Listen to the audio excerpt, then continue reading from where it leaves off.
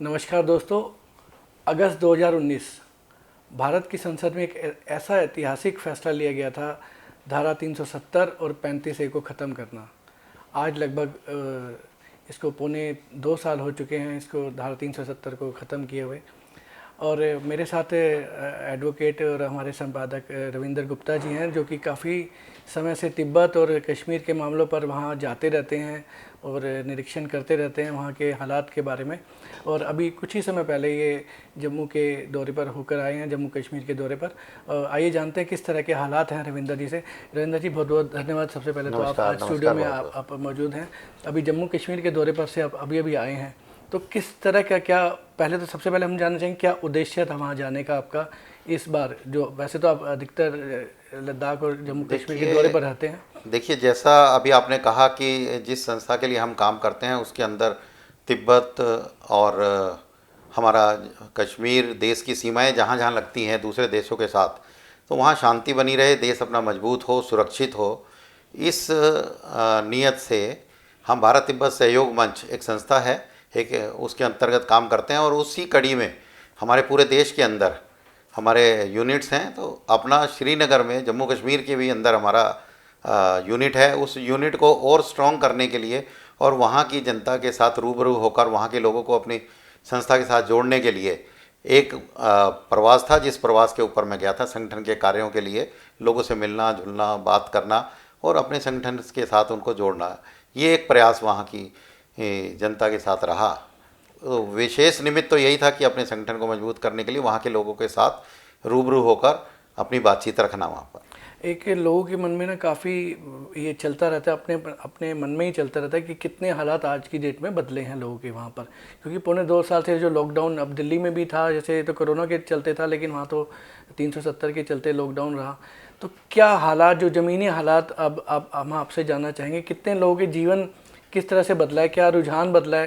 क्योंकि पाकिस्तान के मन में जो था वो तो अब एक तरफ से सीधा हो गया कि अब वो ज़्यादा बातें कम सुनने को आती हैं, जितनी पहले हर समय वो कश्मीर का राग अलापता था। तो अब काफ़ी हद तक उसमें तो कमी आई है।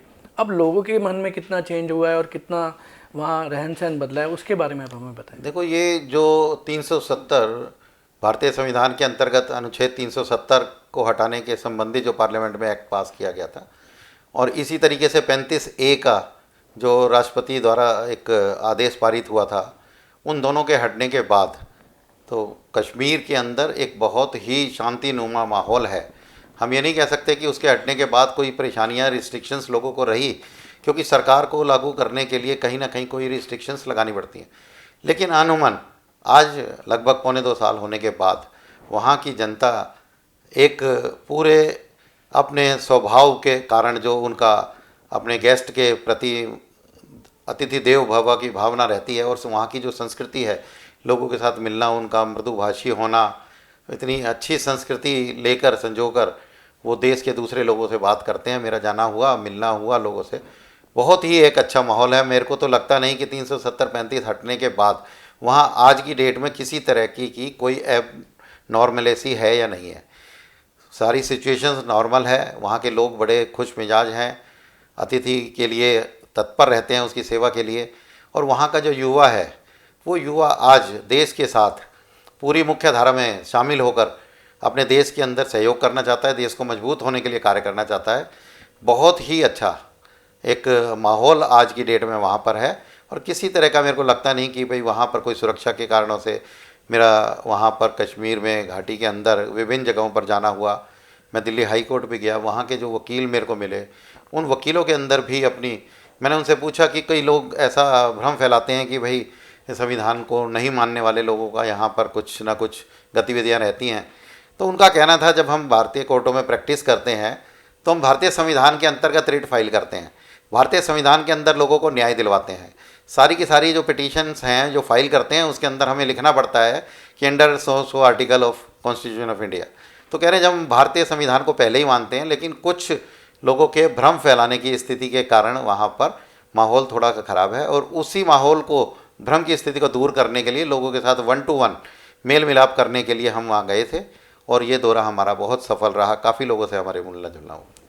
रविंद्र जी, मैं जानना चाहूँगा युवाओं का किस तरह से रुख है इस समय सरकार के प्रति और देश के प्रति?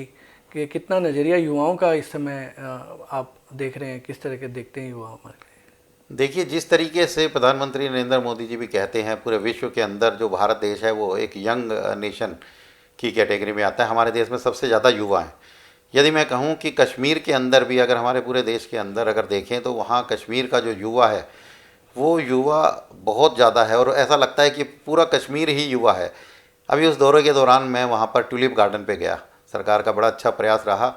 राज्यपाल मनोज सिन्हा जी के द्वारा पिछले साल भी था, लेकिन वो किसी कारण कोरोनावश पूरा का पूरा ब्लॉसम नहीं हो पाए थे और वो खुल नहीं पाया था। लेकिन इस बार मैं जब गया वहाँ पर, तो डल लेक के किनारे पर इतना जाम लगा हुआ था। मैंने पूछा कि इतना टूरिस्ट आने लगा है यहाँ पर? तो वहाँ लोगों ने बताया कि ये जो यहाँ पर रश है, ये यहाँ की आम आवाम है, आम जनता है। जो वहाँ की जनता थी वो टूलिप गार्डन को देखने के लिए आई है। वो क्योंकि रमज़ान भी चालू होने थे, तो उससे पहले सब लोग पिकनिक या उसमें घूमने फिरने के हिसाब से वो इतने बेखौफ और इतना अच्छे तरीके से मतलब वहाँ पर पिकनिक वगैरह मना रहे थे। एक बहुत ही खुशनुमा, और जितने मैंने वहाँ लोग देखे उनमें से अधिकतर युवा थे, और युवा सड़कों पे निकला हुआ था, और युवा अपने देश के साथ जुड़ने के लिए बहुत ही लालायित है। वो कहते हैं कि हम मुख्य धारा में आने को तैयार हैं, लेकिन कहीं ना कहीं भ्रम की स्थिति के कारण कुछ लोग भ्रम फैलाते हैं, जिसको दूर करने के लिए हम वहाँ गए थे कि हम जाएंगे, बार बार जाएंगे, उनको यहाँ बुलाएंगे और एक परस्पर सहयोग हमारा होगा। और इस नाते से वहाँ की जनता को देश में कोई काम हो, देश की मजबूती के लिए, एक राष्ट्र श्रेष्ठ राष्ट्र, इस उद्देश्य की प्राप्ति के लिए वहाँ के लोग भी अपने देश को मजबूत करेंगे। इसी आशा के साथ हमने उनसे बातचीत की है, और वो अपना पूरा समय देश की मजबूती के लिए लगाने को तैयार भी है। मेरे ख्याल से एक मोदी जी का विज़न भी था कि टूरिस्ट इतना वहाँ पर कश्मीर में जाए कि जैसे जो पहले जैसे हालात थे, अगर आज से 30-40 साल पहले देखें तो हर शादी के बाद जो कपल हनीमून के लिए कश्मीर ही जाता था। तो अब वो कैसे देखते हैं कि आने वाले समय में वो कितना समय आप दूर देखते हैं कि फिर से वही माहौल दिखेगा लोगों को? आज कोई घूमने का प्रोग्राम बनाता है तो सबसे पहले लिस्ट में जम्मू कश्मीर होगा। देखिए, बिल्कुल ठीक कहा आपने कि पहले एक दौर हुआ करता था, कि आज भी ये बिल्कुल, इसको अगर हम कहें कि ये जो कहावत हुआ करती थी कि देश में, वह विश्व के अंदर अगर कहीं जन्नत है तो वो कश्मीर के अंदर है। तो कश्मीर में वास्तव में ही जन्नत है। अपने आप की उसकी जो ब्यूटी है, वहाँ के जो लोग हैं, उनकी जो कल्चर है, खान पान उनका, जिस तरीके से लोगों ने मेरे को कहा कि मैंने एक दिन अगर वहाँ मीठी चाय पी तो उन्होंने कहा नहीं कहवा पियेंगे एक दिन, अगले दिन उन्होंने कहा नहीं नमक वाली। जब मैं कोर्ट में वकीलों के साथ मिला तो उन्होंने कहा जी आपने नमक वाली चाय पी है कि नहीं पी? तो उन्होंने कहा ठीक है, इस बार आपको नमक की चाय पिलाएंगे।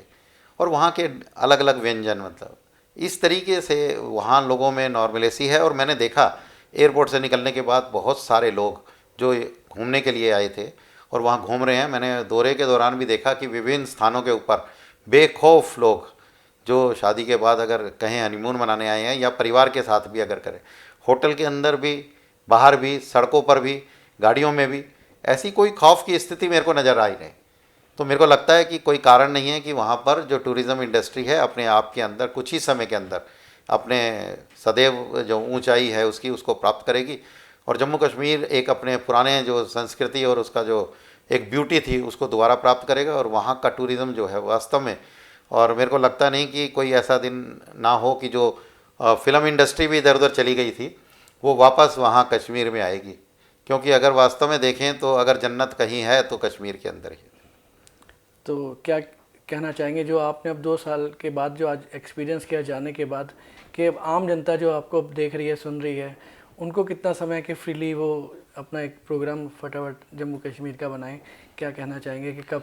देखिए, वहाँ पर जब हमने बात की वहाँ पर, तो हाई कोर्ट में गए, हम डिस्ट्रिक्ट कोर्ट में गए। डिस्ट्रिक्ट कोर्ट के हमें कुछ वकील मिले जो जम्मू कश्मीर के अलग अलग डिस्ट्रिक्ट से आते हैं।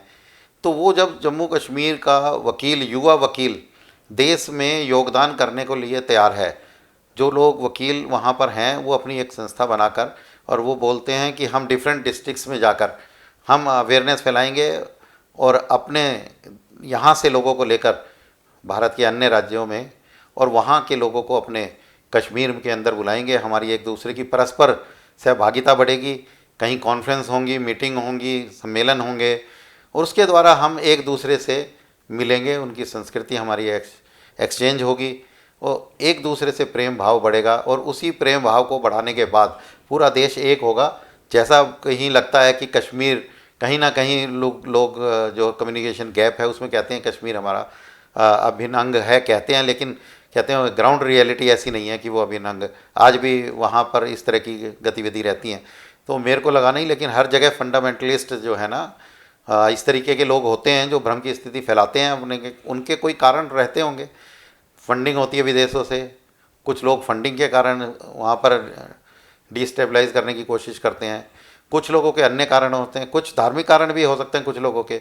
लेकिन वहाँ की जनता अब समझ चुकी है, जितने भी पॉलिटिकल लीडर्स बरगलाने वाले थे, सेपरेटिस्ट थे, जितने भी यहाँ पर इस तरीके के लोग थे जो जनता को एक सिर्फ वोट की राजनीति और जहाँ वो कहें वहाँ डालो, नहीं तो एक डर का माहौल पैदा करते थे, आज वहाँ की जनता निडर हो चुकी है। और भारत में पूरे हर तरीके से भारत की सुरक्षा के लिए, भारत की मजबूती के लिए, भारत को एक विकसित देश बनाने के लिए वो तैयार हैं। और उन सब के युवा कश्मीरी भाइयों के साथ और बच्चों के साथ, वहाँ की आवाम के साथ हम मिलकर देश को मजबूत बनाएंगे। और जो हमारे देश के अंदर बराबर बॉर्डर पे चाइना जैसी शक्तियाँ डिस्टेबलाइज करने की कोशिश कर रही हैं, उनके खिलाफ हम एक बहुत बड़ी मुहिम वहाँ पर खड़ी करने वाले हैं। एक अंत में मेरा लास्ट सवाल है कि कब हम अपना एक जो आजकल लोग गोवा में एक अतिरिक्त फ्लैट खरीदते हैं, कहीं ना कहीं खरीद के रखते हैं, काफ़ी लोग हिंदुस्तान के अंदर ऐसे हैं, अब वो स्थिति कितनी दूर है जब अपनी छुट्टियों के लिए एक अपना घर या एक छोटा सा एक फ्लैट जो है जम्मू कश्मीर में, कब से लोग अपना लेना चालू कर पाएंगे? देखिए, ये जो आपने कहा कि स्थिति वहाँ पर लैंड नहीं ले सकते, वहाँ के विशेष अधिकार कुछ लोगों के मिले हुए थे, कुछ रिस्ट्रिक्शंस देश के दून अन्य नागरिकों के साथ जम्मू कश्मीर में अलग थी, वो सारी की सारी 370 और 35A की वजह से थी।